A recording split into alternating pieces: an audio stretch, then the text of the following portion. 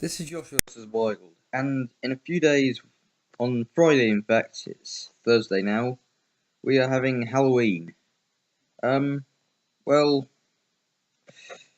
I like to do a bit of preparing for Halloween because, well, you never know who could come knocking on your door. There could be zombies, there could be vampires, there could be werewolves. So I'm going to tell you how to prepare for Halloween. So, first of all, we're going to go over what sort of creatures might knock on your door. Well, the main list are zombies, vampires, werewolves, witches, wizards. But then there's a few that don't turn up as commonly, such as aliens and manga characters. So, with zombies, this one is very simple. All you have to do is either remove the head or destroy the brain. So that can be done with simple tools, garden tools, or blades. Then there are werewolves. Werewolves are a bit harder to kill, but there is one thing for certain, they are allergic to silver. You may have a silver cutlery set at home. If you were to get one of them with a silver knife, or even you could shank them with a pointy spoon, then that could probably kill the werewolf, or at least end its curse. With vampires, you have to stake them through the heart. That can be done. You can just sharpen a stick, and it's very simple. Just straight through the heart, and the vampire should die. Well, then there's other things like witches and wizards. They're a bit harder. Witches,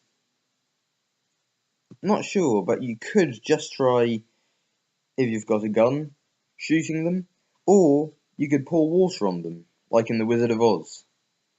But with wizards, most of the time, wizards aren't attacking people, they're usually just casting spells.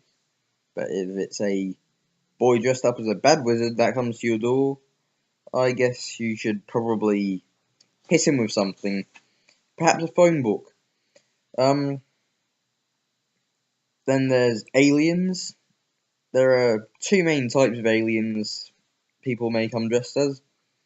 There are the grey aliens, or green aliens, which are the ones that are usually seen in movies such as Close Encounters of the Third Kind.